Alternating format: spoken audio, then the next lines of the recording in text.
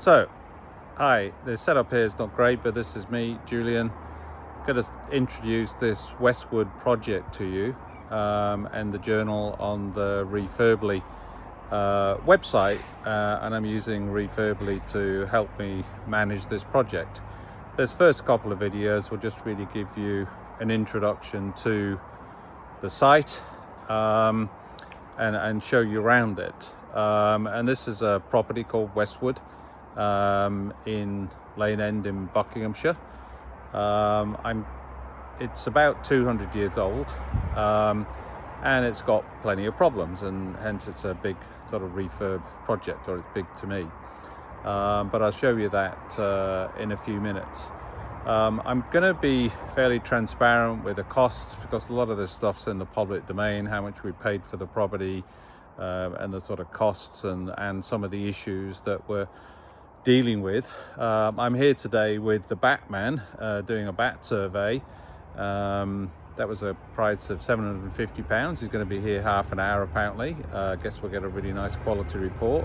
And we've also got the conservation officer from the council and the architects, who are really for the first time trying to work out whether we can do all the things that we want to do with it. And I mentioned some of those as we go through it. So today's a pretty crucial day. Also, by the way, my mortgage company, we're reporting the mortgage, told me today they won't lend on this property. So plan B is now being accelerated, and I'll maybe talk about that a bit later.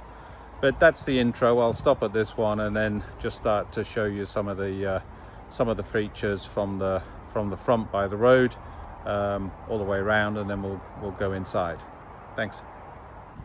So here we are at the front gate.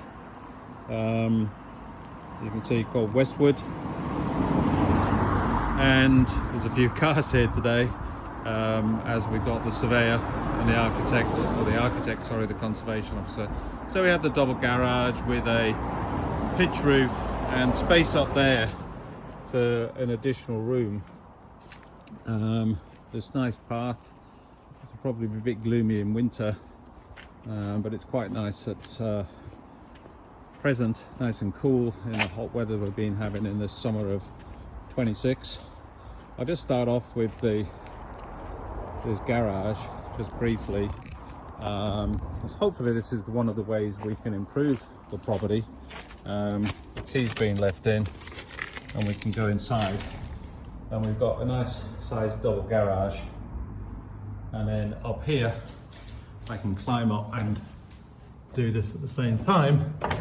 We've got work to be done, but a decent bit of space. And if we move these joists, I'm not sure if that's the official name, these diagonal ones, then we can make a nice bit of space in the middle, and that's probably going to be my office.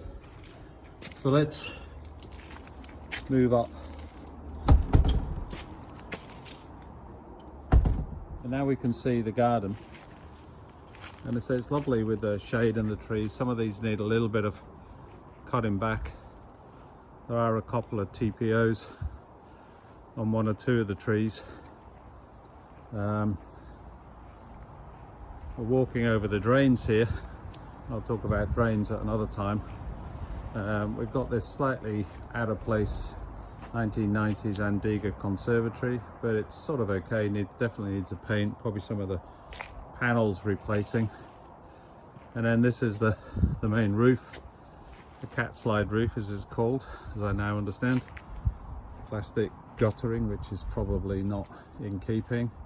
Essentially a lot of things have been done to this house that are not in keeping with a period property. And here you can see at the end we've got these concrete tiles that are also illegal.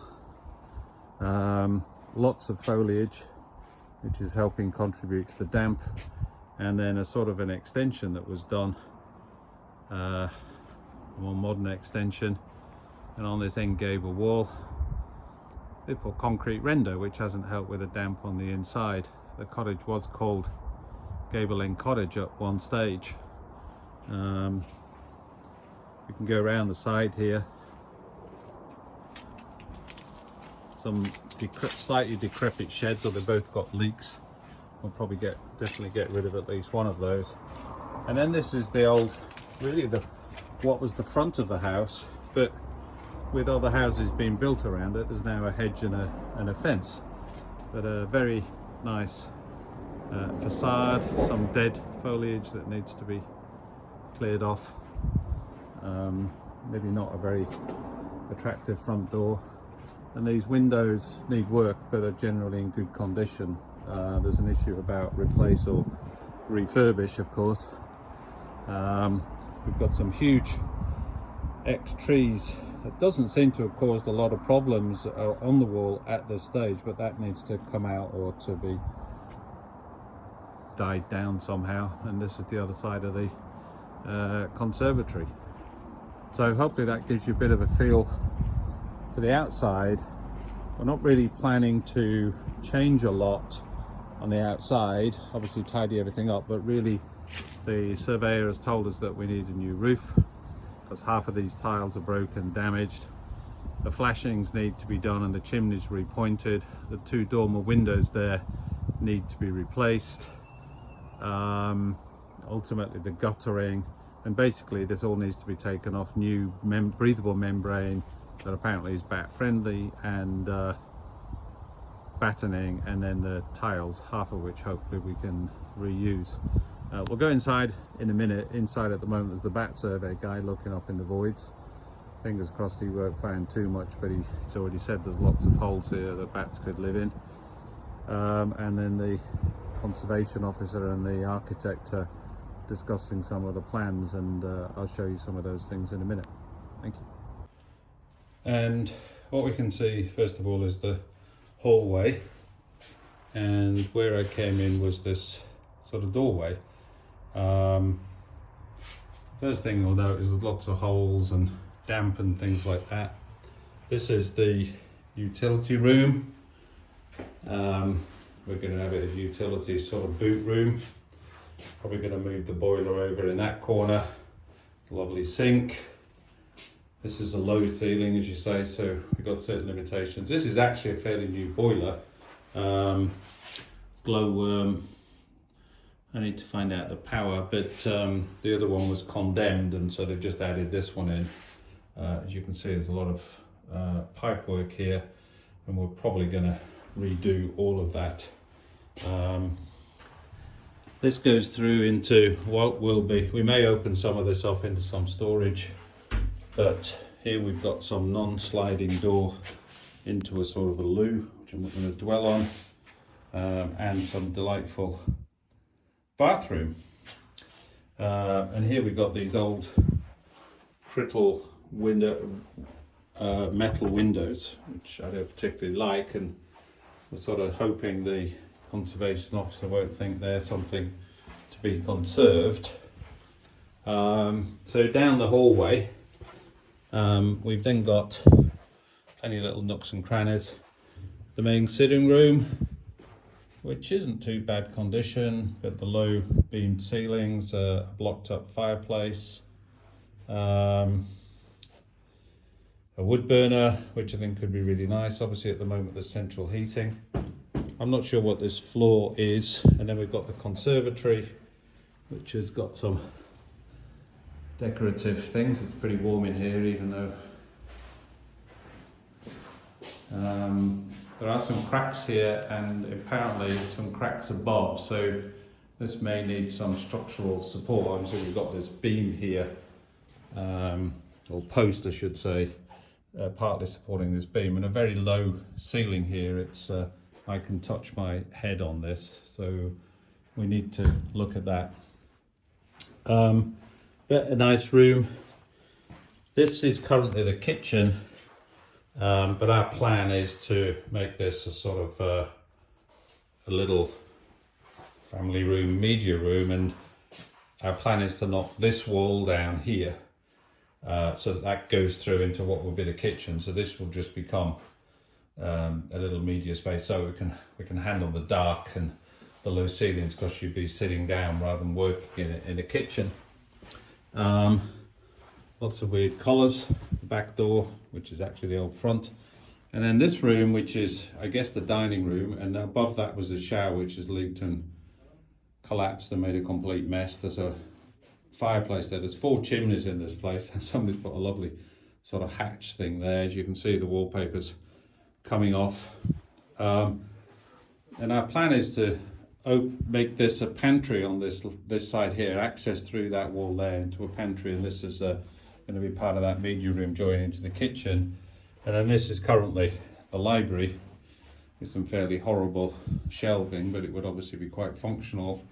This is an internal wall, so we can take this wall down, and then this here, sort of a garden room, family room, a fake fireplace, I think, this one.